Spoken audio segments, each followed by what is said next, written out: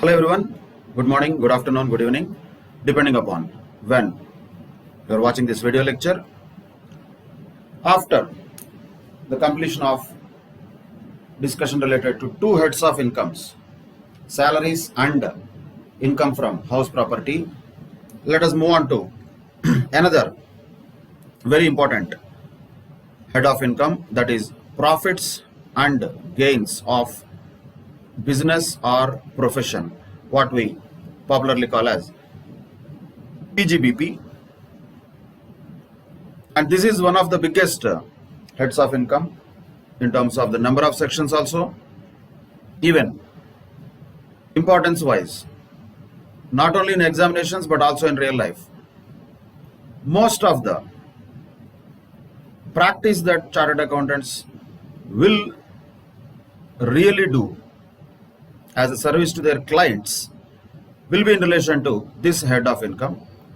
We can understand the nature of this head of income before we enter into the provisions part of it. If we observe the head of income of salaries, most of the provisions related to them are very straightforward and mechanical in nature. In other words, even if you really write a program in a computer and input the data, automatically the computer also can calculate how much will be the taxable salary and exemptions also according to the input. Very easily all of them can be calculated because most of them are mechanical provisions. There are set standards which are very fixed and rigid in the chapter of salaries, various exemptions in relation to allowances, as well as not only allowances but also the retirement benefits are there. Also perquisites valuation is also there. But once again, if you observe the overall way of solving the questions in the head of income salaries, it is mostly there is an input and you have to apply the provision, that is a process, and output is very evident and which is more I would say mechanical in nature. But of course mechanical does not mean without knowing the provisions we can just directly calculate. When I say mechanical, even if the same thing is given to a computer, it can also do. That's what I meant to say. So practically for anybody who earns a salary, imagine in a real life situation, for examination every chapter is important. Of course, we don't have to discriminate the chapters and heads of income from examination point of view, but from reality point of view, salaries is a chapter. Of course, there are crores of people who earn salaries in this country, and definitely few lakhs of them will earn taxable level of salary, and it is all known. Everything is there. How much is their basic, how much is their DA, how much is their HRA, how much are the other allowances that they are receiving. All are facts. Mostly everything is black and white, very clear. And what is the treatment of each of them also is very clear in the Income Tax Act. Very clearly those all have been prescribed in the provisions of the Income Tax Act as far as various items related to the head of salaries is concerned. And another point related to salaries, as we already know, this is only applicable to individuals only, because others type of SSCs cannot have any salary income. So naturally the scope is limited. Yes, there will be too many people. At a broader level, if you see in the real life, there will be only two heads of income mostly applicable. One is salaries, one is PGBP. There will be people who are working for others, then they get salary, then that income is taxable under the head of salaries. And there are other categories of people who have self-employment or they do their own business or profession. Then their income comes under PGBP. So at a broader level, the regular routine incomes that people earn practically will be only of two cases, two major sources, either salaries or PGBP. But of course, since there are other possibilities also, like what we have observed in the head of income from house property, which talks about the taxability of the annual value of the properties held by the SSE, whether rent is received or not. If it is received, anyway it is taxable. But even if it is not received also, still on a notional basis, income from house property becomes taxable. But that is only for how many people? Imagine even people at a middle class level having 2 houses. Both are self-occupied also. Still there is nothing that is taxable. In fact, the head of income from house property, if you look at the aggregate amounts at a country level, negative amounts will be more than the positive amounts. Most probably. We don't know the details. Statistically, positive amounts will be very less. Who is going to declare all the house properties and pay tax on them? Very, very rare. But everybody will claim deduction under 24B because most of the houses that people purchase will be by taking housing loans, and interest paid on such housing loans is allowed as deduction. So from a government or revenue point of view, if you observe, income from house property is not going to add much of revenue as a head of income. But for SSEs, definitely it has a benefit one way, where it gives deduction for interest on the borrowed capital for the purpose of construction, acquisition, repairs, renewal, etc. of the properties. So practically the percentage of people who will really declare positive income from house property could be very minimum. And even those who declare income from house property possibly might declare mostly negative income. But even then, how many people will be there having own property and getting some rental income? Almost very, very less percentage of the population, we can say. So yes, in real sense, though there are definitely lakhs of people who might be attracted with this head of income, but definitely not crores of people. So many of them will not come under this purview. Salaries is not like that. Everybody, whether they have taxable income exceeding the basic exemption limit or not, is a different story. But as a nature, what type of income people earn, either salary or PGBP, income from house property, very few privileged people who own properties can have that source of income. First of all, taxability and all is a separate story, which we know already according to those heads of income how the taxability arises. And we have seen the unique features of these 2 heads also already, as salaries is applicable to individuals only, income from house property is not applicable only to individuals. In fact, all the other heads of incomes other than salaries are applicable to everybody, including individuals. But salaries is only applicable to individuals. That uniqueness is there. And what is the uniqueness of income from house property? That is a notional head of income. That is the uniqueness of this. Not necessarily the income is really received in order that to be subjected to tax under the head of income from house property. But now when we look at PGBP, that is the profits and gains of business or profession, there will be so many people, crores and crores of them, who are doing small businesses to big businesses to professionals, and most importantly, other than individuals, mostly means all the other type of organizations like partnership firms or LLPs or companies, all of them will do business only naturally. All of them will have business. So many SSEs who are not individuals also majorly will have the purview of this PGBP head of income. So if you take corporate tax, for example, corporate tax is the tax that is applicable to the companies. Could be 25% or 30% as the case may be, but that is calculated on what? On what income of the companies? Companies will not have salary income. They may have income from house property, but that is also very rare. Not necessarily every company will have that. Those companies which are having some property, that too as a stock in trade, then only they will have income from house property. Otherwise, income from house property is not something that companies normally face or have. But what do they have majorly? When nothing is mentioned, the company is having profit. Any company has a profit. What is that profit? That is taxable under this head of PGBP. That is why the name itself is profits and gains of business or profession. So the point here to note is the scope of this head of income is very vast in reality also, and even from the tax law point of view, from examination point of view also, it has a very broader scope and vast number of sections and provisions.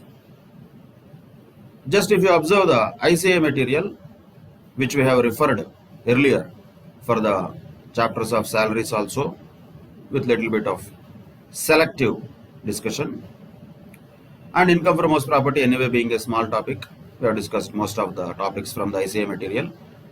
But now, if you just open the ICA material and see, almost near to 200 pages, around 189 pages it has. This PGBP chapter is there spread across 189 pages in ICA material. So are we going to discuss all these 189 pages? Can we do that? Should we do that?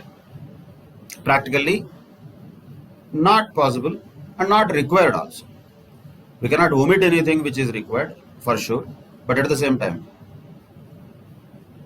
we cannot spend years together only for one particular head of income, going through these many number of pages and each and every minute details which are mentioned in that ICA material. So first and foremost point is ICA material, we can definitely have a reference. We can just have a general reading whenever we discuss a particular topic. That topic can be referred to in the ICA material as a general reading, like a novel reading, but definitely not for thorough reading and revision. It is practically impossible. So what we will do is we will have our own notes, you call it material, you call it, which we will refer in understanding various provisions related to this chapter PGBP. But having said the vastness of this chapter, let us also look at the good news. The bad news is it is very vast. That is reality. We have to accept it. But there is a good news also. The good news is this is only head of income, or to some extent other than capital gains, this is the only head of income where we can apply some logic. So this is a logical head of income, not purely like by hearting type of provisions like salaries. How much is the exemption for gratuity? There is no logic in that. However intelligent you are, you will never be able to solve that question until and unless you know what is the provision under section 1010 which exempts gratuity, what it says, what facts are there in the situation, apply the provision in those facts, and then you get the answer. No option. That is the nature of it. So salaries requires tremendous memory. That is the nature of the chapter. Income from house property, because of the small nature of it, it has only very few provisions, but still those are also very specific and straightforward. You have to remember them. There is no logic much involved in that. If at all there is a procedure for computation of gross annual value, you have to just follow that. That's all. There is no question of why when it comes to salaries also, income from house property also, at many instances. Children education allowance is exempt. Only this much. Why? Only 100 rupees per month per child. Why? No answer for it. Law said that. Like that, gratuity maximum limit exemption is only 20 lakhs. Why? We don't know. That is what government said. As simple as that. So the point is, when we have the provisions related to the other heads of income, like salaries or income from house property, those are, I would say, more rigid in nature. They are rigid in nature. Relatively, we have to just follow them. We don't have any much option there. That rigidity is a common point almost for both the heads of incomes that we have discussed so far. Why 24A gives only 30% deduction? Only 30%. Why? Means government said 30%, that's all. Like that, why there is a limit on interest on borrowed capital deduction for 24B for self-occupied property, only 2 lakhs, why? No answer for all these things. Like this, every provision, whatever we have studied, understood, interpreted, applied, remembered so far are very rigid, and they have to be remembered in the same way, and they have to be applied also in the same way as prescribed by law and as we have studied earlier. Municipal taxes have to be available as deduction only on payment basis. That's it. That's what mentioned in the law. You have to follow that. So that rigidity is there almost in every provision in that. Very rarely you see any logical thing in those two chapters. There are a couple of them, but mostly, once again, they also fall within the framework of the law, framework of the provision or section that restricts its application only in that particular way. That is the nature of those heads of income. But the good news now is, in the chapter of PGBP, I don't think we can just get away with this chapter only with logic. No, I am not telling that. I am not telling that. But with logic, we can definitely understand most of the provisions in PGBP. So here, also there will be rigid provisions. For example, depreciation under section 32 will have certain percentages mentioned. It will tell so and so asset will be depreciated at 10%, so and so asset will be depreciated at, let us say, 30%. Then we cannot say why and all. We have to just know that. That will just tell us what is the percentage of rate of depreciation applicable under section 32. That is a rigid thing, no doubt. But accepting certain very specific areas, I am talking about in general, the nature of the chapter itself is logical. Nature of the chapter itself is not purely based on memory. Like salaries, you cannot just by heart the provisions, apply them and get the marks here. We need the common sense. We need a little bit of rational and logical thinking. And not only that, we need definitely a little bit of accounting knowledge. Accounting does not mean you have to pass journal entries and all, no. But we should definitely know what happens in accounting. Basic things like debit, credit, we should know definitely. And most importantly, because we are talking about the profits and gains of business or profession, we should definitely know what is a profit and loss account. That is going to be our guiding factor for this entire chapter, mostly. So how a profit and loss account looks like, what will be there in the profit and loss account, logical things we should know. So these are the requirements of this chapter. In a nutshell, there is no one specific thing that is numerical based or number based restriction, except for sections like 32, where there is a restriction on percentage of depreciation that can be allowed. Other than that, mostly the provisions all will be open, not very rigid like others. Why is that also we can understand. For example, when you say PGBP, a normal Kirana shop also, that guy will be chargeable to tax under PGBP. He will also have a profit and loss account. Reliance Industries also will have profit and loss account. The biggest company also will have a profit and loss account. Smallest possible trader also will have a profit and loss account. A small lawyer or a chartered accountant or a doctor also will have their own income and expenditure account, whatever the name you call it.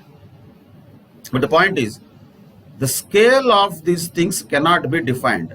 The scale means the numbers here cannot be defined, unlike salaries. Salaries gratuity 20 lakhs, that's it. Or some big person who, let us say, has retired from a very high position, might have received some 1 crore gratuity also possible. Still the law says no, Baba. No, we have to get an exemption of maximum 20 lakhs only. There ends the matter. But definitely even there also, there will not be a person who receives 5,000 crores gratuity. That much is like unimaginable. Maybe some top employee might have received some 1 crore, 2 crores, 3 crores gratuity, fine, but government never bothered about that, and it said, irrespective of whoever that employee may be, maximum amount of gratuity cannot exceed exemption 20 lakhs. That's what they said. But that is reasonable amount, right? 20 lakhs is not such small amount also. Same way, for leave salary, 3 lakhs only is the maximum amount of exemption that can be claimed. That's all. Where the salaries chapter was open-ended, without any monetary restrictions particularly, in the valuation of perquisites, it was open-ended.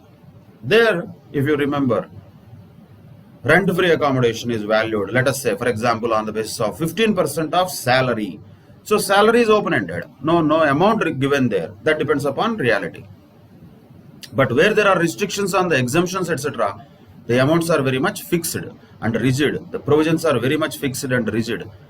Sometimes the amounts are there, sometimes like HRA, there are no amounts. But still, the calculation is very, very rigid in nature in those areas of the chapters, both salaries and to some extent income from house property also. But PGBP does not have that facility. Why? Because simple common sense. A person who has a PGBP income of 10 lakhs rupees also will be there, and a person who has a person in the sense, again in this case company, who has a PGBP income of, let us say, 40,000 crores in a particular year. That is the profit of one big company. 40,000 crores also comes under same head. For 4 lakhs person also comes under the same head. So the law cannot have different provisions for them. Yeah, it may give some relaxation to the small person, but that is not from the computation point of view. That will be given for procedural things. But as far as the computation of profits and gains of business or profession is concerned, it is one and the same for anybody, biggest possible industrialist or industry or a company to a small trader. For everybody it is the same. So that is why this chapter goes with logic rather than just numbers. Numbers will be there, but less in number. Mostly the provisions contained in this chapter will have some logic in that. What is the advantage of logic is, if you understand that, you don't have to by heart that. For example, just for example, let us say there is sales for a particular organization 10 lakhs rupees. That is sales. Don't tell me trading account and all. We don't distinguish all those things. Trading, profit and loss account, all are same. That is only for presentation differences. Trading account is different, gross profit, net profit, blah, blah, blah. Like that, any different presentations can happen. Presentations are many. There can be a trading account and profit and loss account. There can be a manufacturing account, trading account and profit and loss account. There can be income and expenditure account. If it is a not-for-profit organization, there can be an income statement for companies under Schedule 3 of the Companies Act. So, presentation is different. Banks will present their income statement in their own way. Insurance companies will present their income statement in their own way. Presentation is not what we are bothered about. In Income Tax Act, always we have to keep in mind, substance matters. Presentation is more about the form. Form can change from case to case, type of organization to organization. So substance is definitely this one, which of course will be sticking to the basics always. Like a T form, normal P&L account. Sales is there, 10 lakhs rupees. And some expenses are there. We are talking about a small businessman. What expenses he might have? He has some staff. So definitely he will pay some salaries to his staff.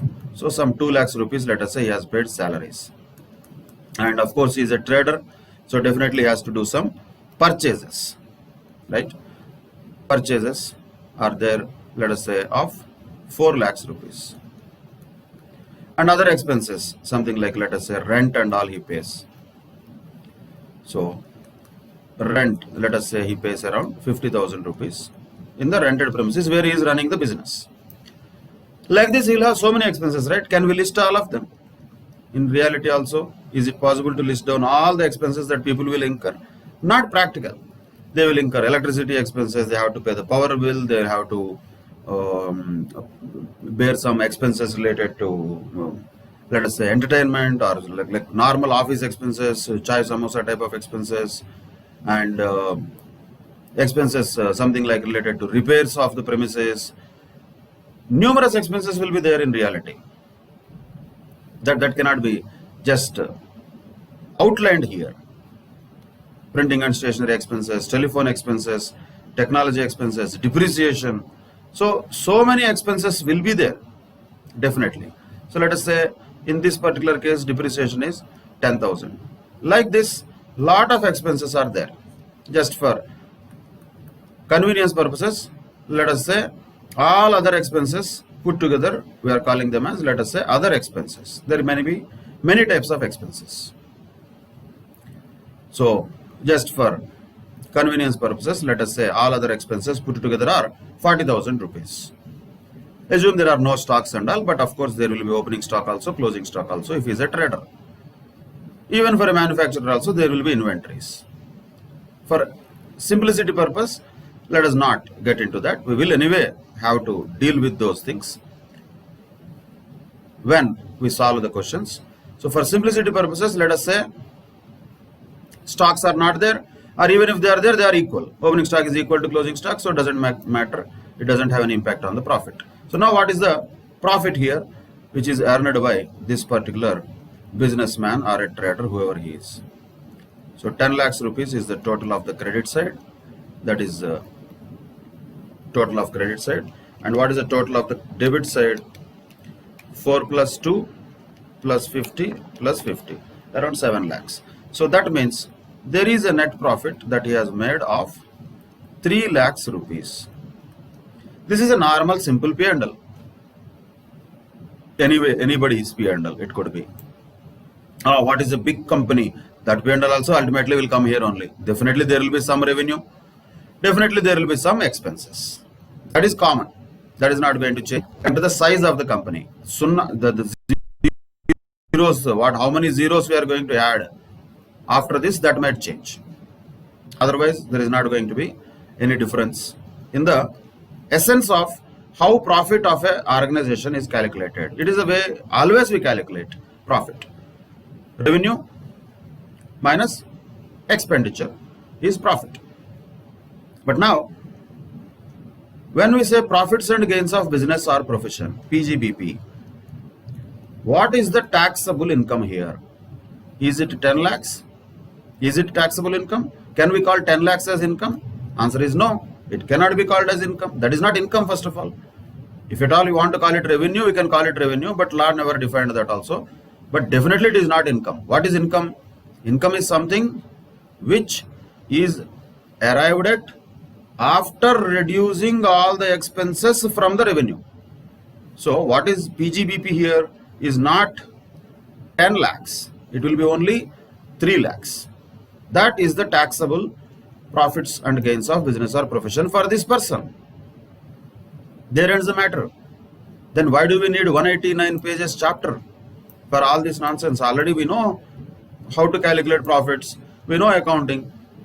We can just prepare a P&L account and find out profits. And that's it. We have PGBP. Is it the case? No. If that was the case, there is nothing for us to learn in this chapter. Then what is there for us to do here in this particular chapter of PGBP under Income Tax Act? This is the most crucial point. First and foremost thing what we have to identify is, though we require accounting knowledge, we definitely need a little bit of basic accounting knowledge, no doubt about it.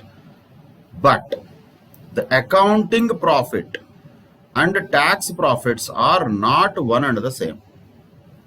In other words, when we say PGBP, it can never be equal to the profit that has been calculated in accordance with accounting principles normally. So how to calculate profit then? We have to use PGBP provisions. According to the tax provisions, how to calculate profit is the main point in this chapter. Then we may think that means we have to restructure this entire P&L account. Not necessarily. What the law will tell. What is this chapter all about? This chapter is all about, once again, two things. One, that is something that is taxable. In that case, we call it as sales. Let us call it as revenue. What are all the things which should be included in the revenue? What are all the things that can be reduced as expenses? Remaining is profit or loss. Simple. That's what is this, right? Revenue minus expenses. That is remaining is profit or loss. This entire chapter is based on only this logic. And if we know this, hopefully we should know this already, we can easily understand various provisions of this chapter. So what is revenue means what? What are the taxable items? Those all will be mentioned in charging section of this chapter, that is section 28. Oh, big list is there. We don't actually need to go through all of that also. Some of the special items we can definitely touch and look at. So, what are taxable things? What is the scope of this head of income, which will be considered as income, which will be considered as taxable under section 28, is going to be first taken as positive item. Practically, that will not be a big difficulty for us in the problem solving also, because those are the things which will be on the credit side. Which are related to this head of income, those only we have to take as PGBP. If they are not related to PGBP, then they should be taken to other heads of incomes. So, what are taxable things is not a really big deal, though we will look at it. It will be very evident. Simply, the sales revenue is what is taxable. And there are some special cases which we will also see. Some other items also might be taxable, and there also, as I said, you don't need to by heart them, you just need to know, okay, this is also taxable, okay, that is also taxable, okay, this is also taxable, that's all. It is all about just nodding our head and identifying that, okay, most of the things, anything is taxable, simple. That's not a big deal. Then what is the big deal about? Big deal is all about this. Section 30 to 37 will tell us what are the expenses which are all allowed as deductions. That is a major point. Okay, they will tell some of the expenses are allowed as deduction, that's all, as if it's a new invention. But they are expenses, anyway they will be allowed as deduction. Nothing special will be there in that. In fact, in most of the cases, nothing special will be there. Expenses are expenses. Expenses are allowed as deduction. For example, if you take section 30 or 31 related to the rent, repairs, etc. of building or machinery, if you took here debit side 50,000, you have debited to the P&L account. Was that 50,000 allowed as deduction while calculating net profit? Yes. After deducting 50,000 only, we got net profit of 3 lakhs, right? So this rent was allowed as deduction or not? Yes, it was already allowed as deduction. But you know what? We have a section for it. We have a section 30 which will tell that you can take this as deduction. Fantastic. My point is, why do we need that? It is common sense. When it is a regular normal expenditure, all that we need to know is some section number, that's all. Without knowing section 30 also, you know that rent can be debited to P&L. But by knowing section 30, nothing new you are knowing, that is allowed as deduction is what you are knowing. Like this, many items will be there which are specific and direct, which we know already. All that the law tells is a kind of authorization to allow them as deduction, that's all. But major difference between accounting profits and tax profits, that means PGBP, these two are not same, never will be same. Rent is not a problem, purchases is not a problem, salaries paid to the people is not a problem. Depreciation is a problem, because depreciation normally for accounting purposes is calculated in accordance with accounting standard 10. Don't worry, I don't know accounting standard 10 and all, you know that already. Whatever depreciation you are already calculating, whatever depreciation you know how to calculate, that is accounting standard 10 only, nothing different. Only point is numbers we don't know. We know already what is the treatment. That is depreciation. Depreciation, as we might already know, we should already know in accounting, can be calculated by using straight line method or written down value method or sum of the years of the digits method or actual usage. Like this, so many possibilities are there. All of them are allowed in accounting standard 10 also. So depreciation is calculated for a normal businessman also in accordance with accounting standard 10. Of course, there are no rates prescribed there, but mostly for accounting purposes, the major point related to depreciation will be the useful life of the asset. Mostly. that is the useful life of the asset, is the biggest factor. Cost of the asset, of course, is a fact that is already known. That is not going to be different from accounts to tax. If a trader has purchased a machinery for 50,000, that is the cost of the machinery. Accounts also it is 50,000 only, tax also it is 50,000 only. That is a fact. Fact cannot change. But what can change? On that 50,000 worth of machinery, how do you calculate depreciation under accounting? That can be calculated mostly by taking the useful life of that asset. Though there are many other factors, major factor is that, useful life. On the other hand, particularly for companies, the depreciation rates are prescribed by the Companies Act 2013. So Companies Act prescribes the depreciation rates for companies. Those will be different. Income Tax Act prescribes depreciation rates under section 32. So many rates are there. What are those? We will learn definitely. But point to note here is, at a conceptual level, the depreciation rates prescribed in the Companies Act and the depreciation rates prescribed in the Income Tax Act are not one and the same. They are different. So what happens? What you debited in the P&L account could be on the basis of accounting, which is okay. We are not telling it is a crime or something. But when we want to calculate PGBP, when this is our objective, this depreciation cannot be taken. No. We have to calculate depreciation according to section 32 of the Income Tax Act, which gives us the way of calculating depreciation. That is when accounting profits and tax profits will not be same. One of the major reasons. Most of the cases, like other general expenses, regular expenses, there will not be much difference. That is okay. Mostly they are okay. And by the way, if accounting profit and tax profits are equal, as I said already, there is nothing for us to do in this chapter. If these are all exactly according with the Income Tax Act, also this P&L account, what is there for you to calculate? Already 3 lakhs is there, then that will not become tax subject, that is accounting subject, which you already know how to prepare a P&L account and how to calculate profit of an organization. But that is not the purpose, or that is not the objective of this chapter. Here we have certain items which are specifically taxable in this head only. They have to be taken into consideration according to charging section 28. And there are expenses which are specifically allowed as deduction under section 32, 37. So many are there. 30, 31, 32, 35, and so many 35 series is there. And then 36 and 37 are general deductions mostly.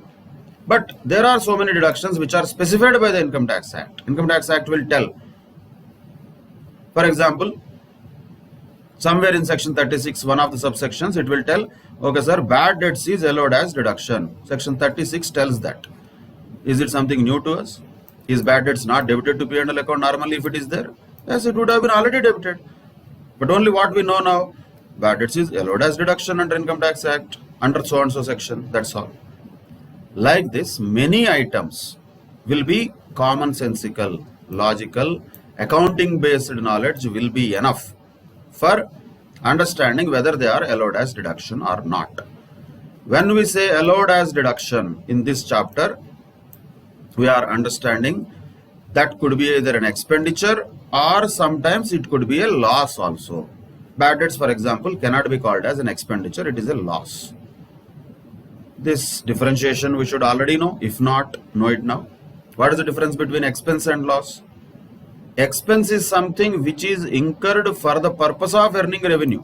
Why you have incurred expenditure on purchases? Because of that only you could sell goods. Otherwise you cannot sell goods. Why you paid salaries to your staff? Because of that only people are working and you are able to achieve some revenue. So the expenditure, whatever is incurred, in general, will be towards earning the revenue. Then you cannot say what is the contribution of having chai samosa and showing it as expenditure. Not required. Such type of questions will not have any answer. Why? Because, yeah, that is also adding to the motivation of the people, workers and the owner or the customers which might add to revenue. You may not quantify it always. So we don't have to go into such type of thoughts. But nature of expenditure is what? Whenever you say expenditure, when you pay rent, when you pay electricity bill, telephone expenses, printing and stationery, salaries, wages, entertainment expenses, any other miscellaneous expenses. Why these expenses are all incurred generally? Ultimately with an objective of earning income, and while earning income, these expenses are incurred. In the process of earning income, the expenses are incurred. Loss is not like that. Loss is incidental to the business. It is not something which is required to earn the income. No. You don't need bad debts to earn income. Nobody is going to plan, okay, let me have a lot of bad debts so that I'll earn more income. No, it is not going to happen like that. Bad debts will happen which are incidental to the operations of sales. Then the sales which are credit sales converted into debtors. And the debtors, some of them might give us bills receivable. Some of them might get honored. Some of them might get dishonored. And then some of the debtors will become bad debts according to the situation. This much process is there. And this is all not happening to earn revenue. This is happening after earning revenue, by the way. So the loss is not something which is incurred for the purpose of earning revenue. It is incurred as an incidental item. Incidentally, it has occurred. Just like that, accidentally, incidentally. But that is also common. Not that it is very surprise. Suddenly we know now only we have bad debts. Every business will have some bit of bad debts. But those are not planned, or those are not the things which are required to earn the revenue. Those will also happen incidental to the business. Let us say some business has lost some stock because of a fire accident. Can we say that as an expenditure? No. That is not an expenditure. That is a loss. Because you don't need fire accidents to earn revenue. Fire accident happened, because of that a loss happened. Incidentally, accidentally that happened. So that is a major difference between expenses and losses. But point here is, we don't distinguish. All this distinction is for accounting purposes. They are also only for ultimately having some conceptual clarity. But what is the distinction in accounting also? Is there any difference in treatment of expenditure and losses in accounting? No. Debit all expenses and losses. All are debited. That's all. Ultimately, the debits of all those things will end up in P&L account. So, accounting also, income tax also, there is no substance level distinction between expenditure and losses, but in reality, there is a lot of difference between them. That has to be conceptually just understood. Are we going to apply it? Not much. We don't differentiate much between them, because at the end of the day, both are deductions. For us, main point is, are they allowed as deduction or not? That is the only thing. Deduction for us means debit side of P&L account. That should be there in mind. Earlier, in the chapters of salaries, deductions were there. But those are not on the basis of some reality. Those are some numbers once again. 50,000 standard deduction, go to hell. That's all. Beyond that, you will not get any deduction. And same way, entertainment allowance deduction, that too for government employees, that too for a maximum of 5,000 rupees. That's all. If somebody received more than that, he will not get any deduction more than that. Same way, for professional tax, though there is no limit prescribed in the Income Tax Act, since there is a limit in the Constitution of India, approximately around 2,500 can be restricted as deduction. That is a very small amount, professional tax deduction. That's all. Only 3 deductions are there in the entire salaries. Only 3. Look at income from house property. Municipal tax is allowed as deduction because it is a negative item which is reduced from the gross annual value. We can call it as deduction, definitely. It has that characteristic of being called as a deduction, no problem. Why is it allowed as deduction? Because it is a real expenditure. It is an expenditure for the owner of the property. If he pays, then only we are allowing it as deduction. But we are not allowing it on accrual basis. We are allowing it on payment basis because it is payable to the government. So, that is a deduction. After that, you have only 2 more deductions. 24A, nothing is there, 30% of net annual value. Whatever that amount may be, just a number is given in the Act. Y and all will not happen. 24B, interest on borrowed capital. Some calculation has to happen and that will be allowed as deduction. So, these deductions allowed earlier are very limited, what I mean to say, and what we have to understand. There is nothing else beyond it what can be allowed as deduction on reality for both the heads of income, nothing else. Salaries has only 3, 16 1 year, 16 2, 16 3. Done. That's all. Or sir, this guy suddenly had some lot of medical expenditure in 1 year. He got some good salary, top guy, some big company, high level employee, he is earned some 15-20 lakhs rupees of salary in the year. But unfortunately, because of not having some insurance policy, he had to incur some medical expenditure of 4-5 lakhs. See, if you just observe that logically or passionately or human angle, sentimental angle, अरे बेचारा इतना expenditure he has incurred and should it be allowed as deduction or not? Should be allowed ना, ऐसे लगता है हमको. We feel like that. But point is, no. When the law says there is a deduction, there is a deduction. Otherwise, there is no deduction. So that is where we have to be very clear. In salaries, there are only and only 3 deductions. Remaining are there. Those are exemptions, not deductions. I hope the difference is already known to us. 1010, 1010A, 1010AA, 1010B, 1010C, 10.5, 10.7, all these things are exemptions, which are also there in the head of salaries. But deductions are only and only 3, and reality does not matter. Only the law prescribed amounts only will matter. Same with income from house property. Municipal taxes, yes, it is a real item, reality. 30% of net annual value is a standard amount. Interest on borrowed capital is a real item. So here, at least amount-wise restrictions are not there in that head of income. That is improvement from salaries. Now further improvement from there to PGBP is deduction is deduction. It is allowed as deduction. So here, it will be not about how much is allowed as deduction. It will also there. It will also have its own place like 32 and all. Particulars are there in certain sections. But in general, I am telling today what I am talking about is not provisions. The general substance of the PGBP chapter, if we can catch the pulse of it, if we can catch the undercurrent logic that goes in this chapter becomes very easier. In spite of having 189 pages also, even if it has 240 pages also, it doesn't matter. We can approach it very easily if we catch that logic, if we catch that undercurrent concept that is applied in this chapter. Undercurrent concept is simple, it is not complicated, but only point is we have to always keep that in mind. We have to always think in that line. We should not get confused. We should not apply one provision in another place. These are the only things that happen. We should not mess the provisions up. That care has to be taken, and when will that be effectively implemented is when we understand the simple concept of this entire chapter is, was PGBP is nothing but the revenues which are taxable under section 28 minus of certain expenses or losses which are deductible under section 30 to 37. So many provisions are there like that. According to them, whatever deduction is available, we give that deduction. If deduction is not available, we will say we will not give deduction, as simple as that. So when we say 30 to 37, certain items are deductible, automatically that also means certain items are not deductible. So admissibility of deduction, inadmissibility of deduction, both are two sides of the same coin. Just to take an example, let us say, in this example, the depreciation as per accounting, whatever this particular businessman has done was 10,000 according to their own calculation, maybe used on the basis of useful life and all. But after applying section 32 and after doing so many calculations under section 32, we came to know that according to Income Tax Act, the depreciation is only 8,000.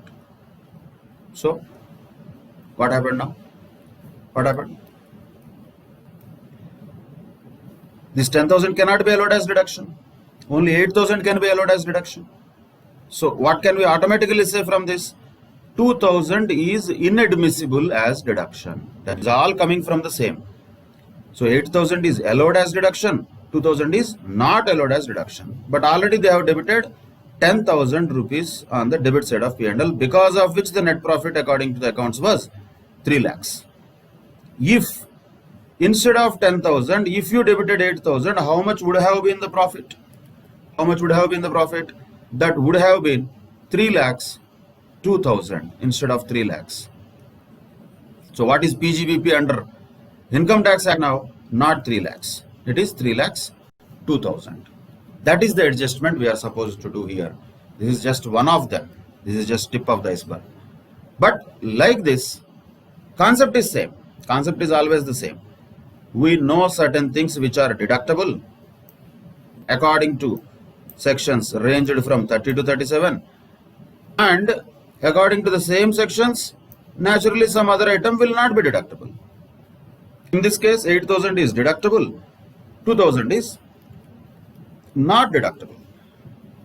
That is clear. So this deduction allowability or disallowability is the crux of this entire chapter, as simple as that. So this entire chapter we are going to learn, understand, interpret, apply whether a particular deduction is available or not according to Income Tax Act. Whether it is debited to P&L account or not, that is our question. This is our question. Answer is 3 lakhs is not the profit. That is profit according to accounts. Let it be happy, no problem. But according to us, according to Income Tax Act, 3 lakhs 2,000 is the profit. So what is PGBP? 3 lakhs 2,000. That is our answer. So P&L account will be our input. And what process we have to do? Whether the P&L account has taken any incomes which are not chargeable to tax under 28. We have to check that. Whether P&L account has taken any expenses which are not deductible under section 30 to 37. We have to check that. Same way, reverse also. Whether P&L account has ignored anything which is supposed to be chargeable to tax under section 28 but not included in the credit side of P&L account. We have to check that. Same way we have to also check whether P&L account has given a lesser amount of deduction or lesser debit when compared to the allowability of the same under Income Tax Act. We have to check that. So 4 and 4 possibilities only are there here. If you observe, this entire chapter completely revolves around 4 things only. This is the logic. If we understand, this chapter is done. What are the 4 possibilities? From a revenue point of view, revenue which is chargeable to tax but not included, which is chargeable to tax but not included on the credit side, or let us say not credited. Let us make it more technically clear. Chargeable to tax but not credited. Then not chargeable to tax but credited. Not chargeable to tax where? Under PGBP. Maybe they are chargeable to tax elsewhere, but they are credited to P&L unnecessarily. We have to adjust them. Expenses. Let us say deductible expenses but not debited. If deductible expenses are debited, there is no problem. But deductible expenses are not debited, then there is a problem. We have to adjust that. Not deductible expenses are there, non-deductible expenses, but they are debited. Then there is a problem. These 4 are the only things that we are supposed to know in this entire chapter. But the point is, right side is accounting. Not credited, credited, not debited, debited. These are all realities which will be given in the P&L account as a problem for us. But left side, who will tell? Chargeable to tax, who will tell? That accounts will not tell. That this chapter, what we are going to study, will tell us. Section 28 will tell us whether a particular item is subjected to tax in this chapter or not. And otherwise also we can have common sense. For example, there is a, on the credit side of P&L, just for example, let us say, on the credit side of P&L, there is something like interest income also. Interest income is there. Some 10,000 rupees. P&L account is credited with that. Example I am telling. But that is wrong, no? In accounts it is not wrong. Absolutely it is correct. But in income tax it is not correct. Why? Because interest income is not subjected to tax in PGBP. It is subjected to tax under income from other sources. If there is anything like that which is not chargeable to tax under PGBP but credited, we have to remove that. We have to adjust that. Or on the other side, certain items are chargeable to tax but not credited. We have to adjust that. And how to adjust that also we can even logically understand. Once again, we don't need to by heart it. If any income is there which is chargeable to tax under PGBP but not credited, what happened to the profit? Profit became lesser. So what we should do? We should add that to the profit which is already given in the question, which is accounting profit. So we should add such a type of income which was chargeable to tax but not credited. That should be added to the accounting profit. Same way, not chargeable to tax under this head of income but credited, like interest what we are talking about. So can we include that in PGBP? No. What we have to do? We have to exclude that. Means we have to deduct. Same way, there are some expenses deductible but not debited. So we have to deduct now if they are not debited already. On the other side, there are some non-deductible expenses but debited unnecessarily, because of which the profits have come down. Now we have to add. There it's a matter. This entire chapter is only about that. So it is a kind of reconciliation, between accounting profits and tax profits. But it is not easy just like that to reconcile.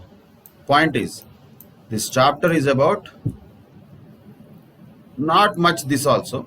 What is chargeable to tax, what is not chargeable to tax, that is mostly evident. That is only one section, 28, that is enough.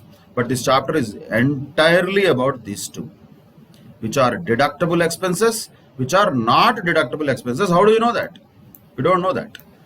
That is what this chapter of PGBP, and that is what section 30 to 37 is going to tell us. And in our example, if you remember, here 2000 was inadmissible depreciation but already debited to P&L. So what we did there, added that 2000 so that we get PGBP according to Income Tax Act of 3,02,000. That's what we do.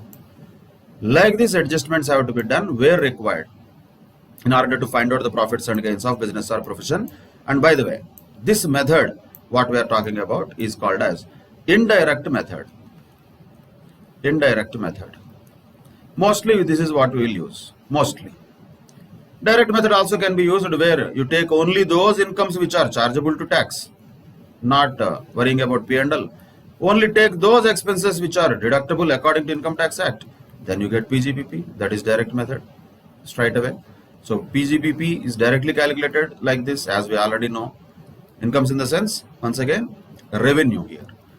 So income is a word that is always used in different senses, but we have to understand when you say PGBP, that is a net concept, and revenue is the point or word that can be used for gross income, from which you have to allow deductions as per Income Tax Act under section 30 to 37. If allowed, we give them. If not allowed, we don't give them. Then what we get is PGBP. This is direct method, nothing new. This is how we calculate PGBP. If we know already what are the taxable things under 28 and what are the deductible things under 30 to 37. This is direct method. But indirect method is what? First we should look at the P&L account. Then we have to do adjustments according to these four principles. These are the four principles. According to them, adding, deducting, we will get PGBP. That is called indirect method. Both ways, whatever the way the question is asked, accordingly we have to respond. But ultimately, essence of this chapter, once again, resides where in the deductibility and non-deductibility of the expenses and losses, which are contained in 30 to 37, which are admissible deductions. Admissible deductions means allowed, deductions which are allowed. And there it will not stop. There are some more sections also we will see. 40 series is there. 40, 40A, 40A3, 40A2, 40A7, like that. Those will be inadmissible deductions. So the law itself will tell certain things are not admissible as deduction. We have to follow that section. So section 40 tells us that. Same way section 41 tells us about deemed profits. They also have to be considered as if they are PGBP under certain circumstances, even though the SSC is not owning the business at that time. Just like if you remember section 25A of past unrealized rent collected now, areas of rent collected now, those are deemed, right, as income under income from house property. Same way 41 tells certain items are considered as PGBP deemed as profits under certain circumstances. What are those? We will look at them. And certain expenses are only allowed as deduction on payment basis. And that is mentioned in 43B.